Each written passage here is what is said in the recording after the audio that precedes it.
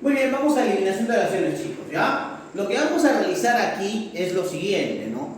Vamos a señalar la respuesta, la oración que se va a eliminar, pero el criterio. Recuerda que en eliminación de oraciones son 3 criterios de eliminación, ¿cierto? Está la disociación, que es eliminar aquella oración que habla de un tema diferente al cual se está hablando en el resto de oraciones. El criterio de repetición o redundancia, que elimina aquella oración que repite pero que también tiene menor información. El criterio de contradicción o oposición, que es que voy a eliminar aquella oración que se oponga a las ideas que se están manifestando dentro del propio ejercicio. ¿Correcto? Hay que recordar que cada unidad informativa y cada oración conforma una parte del texto, ¿no es cierto? Entonces, vamos a la pregunta número 9. Dice, el aceite de ricino es inodoro y de sabor desagradable. Su coloración varía, desde transparente hasta amarillo o tostado. Es insoluble en el agua, pero soluble en disolventes orgánicos. No posee olor alguno y presenta tolerancia a la humedad. El aceite de ricino es utilizado en la manufactura de tacas resistentes debido a su gran resistencia a la humedad, ¿no es cierto? Entonces, acá estamos hablando de las características del aceite de ricino, ¿no es cierto? Y estamos hablando también, pero de sus características físicas, ¿no es cierto? Estamos hablando de sus características físicas aquí, ¿no? Mientras que, de alguna u otra manera, la número 4, ¿no es cierto?, está repitiendo lo mismo que dice la número 1, porque dice, el aceite de ricino es inodoro y de sabor desagradable. La número 4 dice, no posee olor alguno y presenta tolerancia a la humedad. Pero no es lo mismo que si sea inodoro, que no posee olor. Claro, ¿no? Es lo mismo, ¿no? Entonces dices, es insoluble en el agua, no es lo mismo que dice la 3, que es tolerante a la humedad. Pero dice lo mismo, ¿no? Entonces se debe ir la número 4, ¿no es cierto? La número 4. ¿Por qué? Porque está repitiendo, el criterio de repetición. Profe, ¿qué oración está repitiendo? La 1 y la 3. La 4 repite lo mismo que dice la 1 y la 3, ¿no? Por eso se va. Pregunta número 10. El zorrillo es un mamífero carnívoro famoso en el mundo animal por la forma en que se defiende.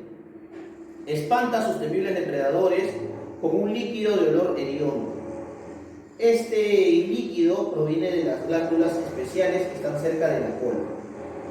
Cuando siente el peligro, se para sobre las patas delanteras y suelta el líquido nauseabundo. Ese mecanismo de defensa lo ha hecho bastante popular. Estamos hablando de cómo el zorrillo se defiende, ¿no es cierto? Se defiende de sus presas, ¿no? En cambio, ¿no? La número 5 me está diciendo que este mecanismo lo ha hecho bastante popular, pero no me está hablando de por qué le sirve eso, o cómo es que hace este mecanismo de defensa. No describe el mecanismo de defensa, simplemente dice que este mecanismo lo hace popular, ¿no? Alternativa E, entonces 5, se va la E, se va la número 5, y esa ya no es por repetición, sino es por disociación. Algunos también conocen a esta como inatingencia, ¿no? Se habla de un tema diferente, ¿no? Algo que no tiene que ver con esas cualidades de defensa del zorrillo, mejor dicho. Vamos a la pregunta, ¿no es cierto? Vamos a la pregunta número 11. La pregunta número 11 dice, la sangre es un líquido generalmente de color rojo, que circula por las arterias y venas en el cuerpo de los animales. La sangre distribuye oxígeno, nutrientes y otras sustancias a través de las células del organismo. Dice, también recoge las células de los productos de desecho. Se compone de una serie líquida o plasma y de células de suspensión, hematíes, leucocitos y plaquetas. El leucocito puede trasladarse ya. Acá ya sabemos cuál se debe ir, pues, ¿no? Si estamos hablando de la sangre, ¿por qué tienen que generar el leucocito? Claro, pero el leucocito es parte de la sangre, pero el número 5 solamente está hablando del leucocito, no está hablando de la sangre como un elemento principal. Por eso se debe ir la alternativa C, se va a la 5, y también es por disociación, porque está cambiando del tema, pues se está hablando, ¿no? La pregunta número 12 dice, la razón corresponde a una voluntad de tener una visión coherente de los fenómenos de las cosas y del universo. A partir de esta definición, podemos distinguir la racionalidad de la racionalización. lo que será importante para el análisis ético y político. La racionalización consiste en querer encerrar la realidad dentro de un sistema coherente. La cultura europea está definida por la centralidad que en ella tiene el racionalismo. La racionalidad, ya, estamos hablando de la racionalización, de la racionalización, de la racionalización. ¿Excepto cuál? ¿Excepto cuál? Me parece que allí la respuesta correcta, ¿no es cierto?, sería la alternativa de la 2, ¿no? Porque dice, a partir de esa definición podemos distinguir la racionalidad de la racionalización, pero estamos hablando de la racionalización como tal, ¿no es cierto? No estamos hablando de esta diferenciación. En todo caso, por eso la respuesta correcta de la 2 sería la D. Sería la D, sería 2, y el criterio sería disociación. Ahí está. Pregunta número 13. Dice,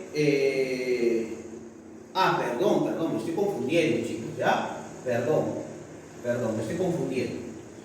Estoy leyendo la 13.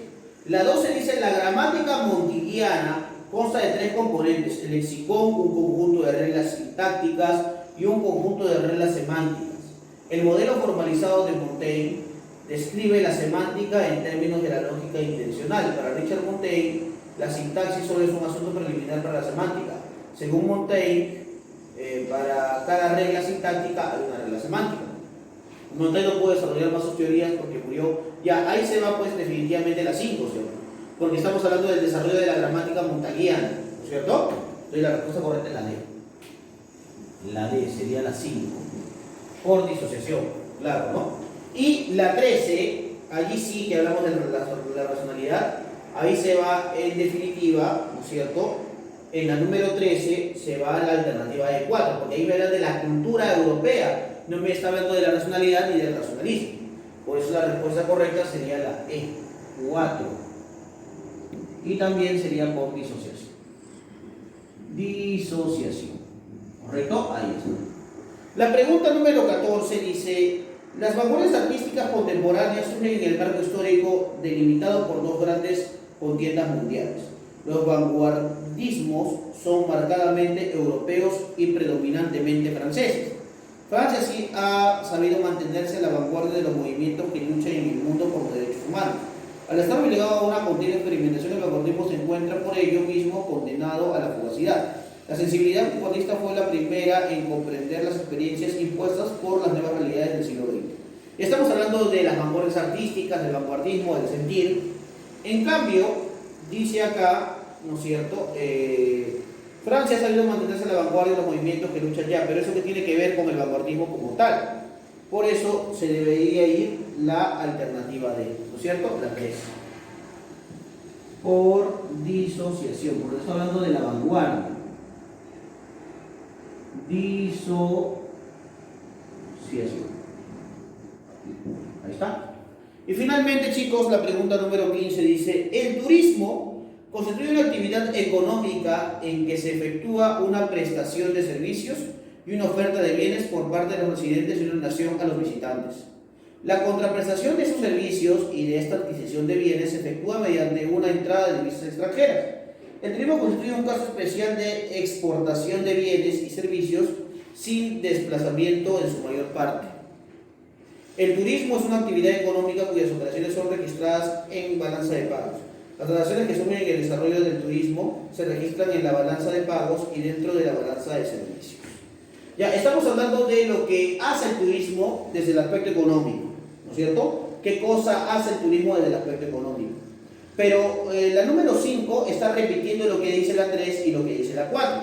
Por eso se debe ir la número 5, la alternativa E, y sería por repetición o redundancia. ¿Correcto? Ahí está. Repetición y redundancia.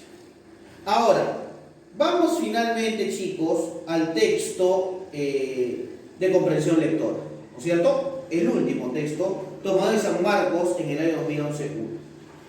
Una ciudad griega no era simplemente un grupo de casas con gente dentro, era una corporación que dirigía sus propios asuntos con una asamblea de ciudadanos, un consejo, un grupo de magistrados, tribunales y hacienda propia. Asimismo, las viviendas situadas tras las murallas también comprendían una franja de tierra de labranza a su alrededor. Comercialmente, el complejo urbano-rural de la ciudad debía autoabastecerse de alimentos, pero en la práctica ese ideal se cumplía muy raras veces. Además, una ciudad no era simplemente un lugar para vivir, era un lugar para vivir bien. Proveía a todos sus ciudadanos de escuelas, teatros, baños, gimnasios, médicos del Estado, templos, a veces bibliotecas, estadios, mercados y otros servicios de la vida civilizada. Sin embargo, no todos los ciudadanos podían participar por igual de esta forma de vida. Siempre hubo ricos y pobres, y en ciertos aspectos las diferencias de clases aumentaron en el mundo helenístico. Aunque el nivel medio de vida se elevó, además no todos los que vivían dentro de la ciudad eran ciudadanos, ¿no? Hay que remarcar esa diferencia. Muy bien. Dice, en el texto la palabra comprendía que equivale a abarcaba, ¿no? Alternativa B, abarcaba. Correcto, ahí está. Vamos a la pregunta 17, dice la pregunta 17. El texto aborda fundamentalmente sobre que estamos hablando sobre, de alguna manera, la ciudad griega, cómo se componía, cuáles eran sus estructuras. Entonces allí podemos decir que la respuesta correcta es la C, ¿no? El carácter de la ciudad griega y los servicios que se prestaban, ¿cierto? El carácter de la ciudad griega,